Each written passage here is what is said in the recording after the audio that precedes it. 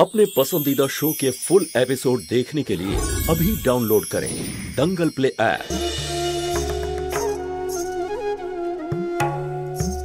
সেদিনই আমাদের দুধওয়ালা বলেছিল যে ও সুধাকে সকালে বাড়ির সামনে অদ্ভুত জামা কাপড়ে দেখেছিল।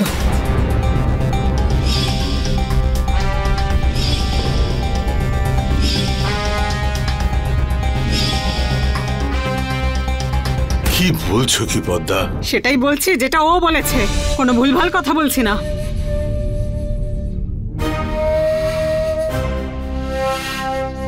তো লজ্জা করে না? সবার সামনে আজকে তোর মুখোশ খুলে দেব। চল ভেতরে। What are you doing? What's your problem? জ্যোতি, আমারও একটা কথা আছে। মনে আছে একবার সকালবেলা সুধা কোথা থেকে যেন এলো উঠোনে, যখন ওকে আমি ধরেছিলাম।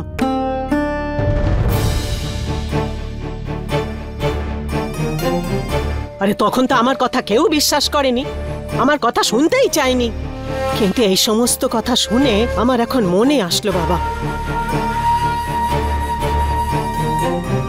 কালকে আমি সুধা দিদিকে দেখলাম, ওনার পোশাকও একটু অন্যরকম ছিল। সুধা দিদির মতন মেয়ে মাঝ রাস্তায় মিনি স্কার্ট পরে দাঁড়িয়েছিল। প্রথমে তো আমি বিশ্বাসই করতে পারিনি যে উনি আমাদের সুধা দিদি। শোনো, সত্যি কথা বলার লোক বাড়িতেই আছে। না জানি আর কে কে দেখেছে সুধাকে এই অবস্থায়। যদি ওর ব্যাপারে কেউ উল্টোপাল্টা বলে তাহলে, যদি পুলিশ সামান্য কিছু সূত্র পায় তাহলে না জানি কি হবে। তোমরা কি ধরনের কথা বলছো? পুলিশ যদি 100টা প্রমাণ নিয়েও দাঁড়িয়ে যায় না আমার সামনে, তাও আমি সুধাকেই বিশ্বাস করব। ওইরকম কিছু করতেই পারে না, আর ও কিছু করেও নি। ও তোর নিজের বোন, সেই জন্য কিছু দেখতে পাচ্ছিস না।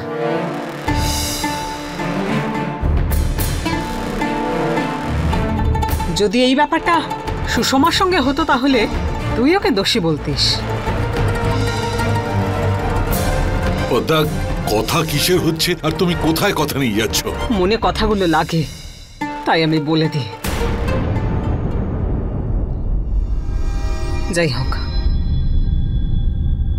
আমিও সুধার মা, তাই আমিও চাই না সুধার কিছু হোক। আমি কোনো ক্ষতি হতেও দেব না ওর।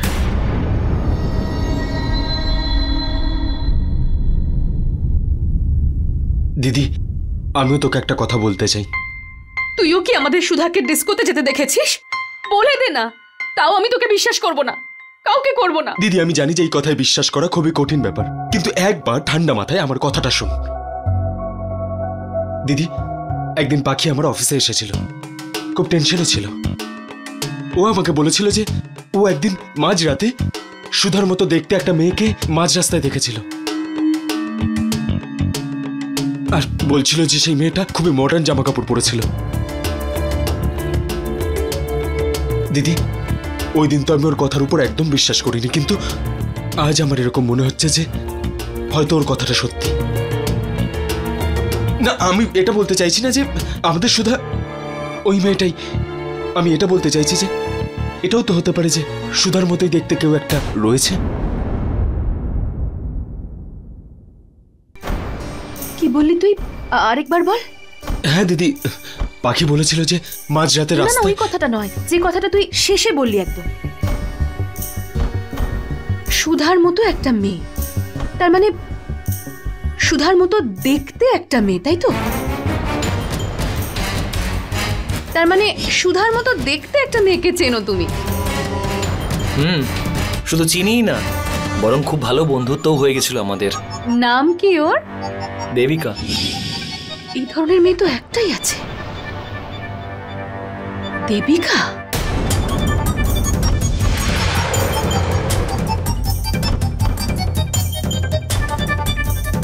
এই দেবিকাটা আবার কে? হ্যাঁ, দেবিকা, উদয়ের বন্ধু। উদয়ের বন্ধু? ও, যখন পুলিশ এখানে এসেছিল না দিদি, তখন সুধাকে দেখে বারবার দেবিকা দেবিকা বলে ডাকছিল। তার মানে হচ্ছে আমরা আসল দেবিকাকে খুঁজে বের করতে পারবো। দীপু, তুই আমাকে এই কথাটা আগে বলিসনি কেন? এতদিনে আমরা দেবিকাকে খুঁজে বের করে সুধাকে নিয়ে চলে আসতাম। দিদি, সব জায়গায় সুধা সুধা শুনে শুনে আমি দেবিকার কথাই ভুলে গেছিলাম। আরে তোরা কি সব বলছিস? কে ওই জ্যোতি? তুই জানিস ওই দেবিকাকে? হ্যাঁ বাবা, আমি ওকে চিনি। না মানে ওর সাথে সামনাসামনি দেখা হয়নি, কিন্তু উদয় আছে না, ওর বন্ধু হয় ও। উদয় সব সময় আমাকে বলে ওই মেয়েটাকে দেখতে একদম সুধার মতো। হ্যাঁ বাবা, আমার মনে পড়েছে। তোর বিয়েতে না দিদি, সবার একটা বড় ভুল হচ্ছিল।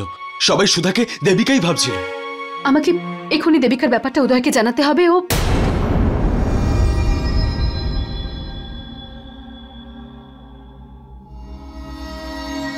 উদয় দেবিকার ভীষণ কাছের।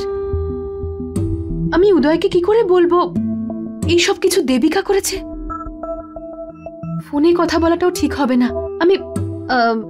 আমি এক্ষুনি উদয়ের সঙ্গে দেখা করতে যাচ্ছি, আর ওকে সবটা বলতেও হবে, তবেই সত্যিটা সামনে আসবে। ঠিক আছে, আমি এখন আসছি। আই দীপু। বাবা, আমিও দিদির সাথে যাচ্ছি।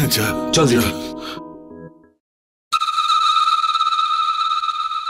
দেখো, আরেকটা গল্প শুরু হয়ে গেল। যদি জ্যোতি দেবিকাকে প্রথম থেকেই চেনে যে আমাদের সুধার মতো দেখতে, তাহলে এই কথাটা প্রথমে ওর মনে আসলো না কেন?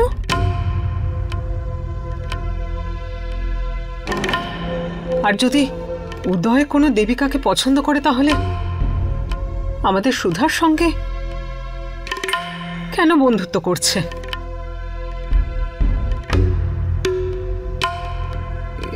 এসব এসব একদম ঠিক নয়। এসব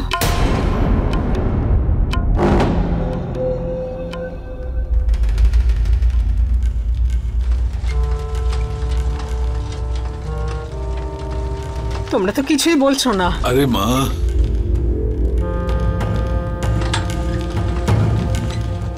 জ্যোতির বাড়ির লোকজন সুধাকেও চেনে আর দেবিকাকেও। এতক্ষণে তো ওদের বাড়ির সবাই জেনে গেছে।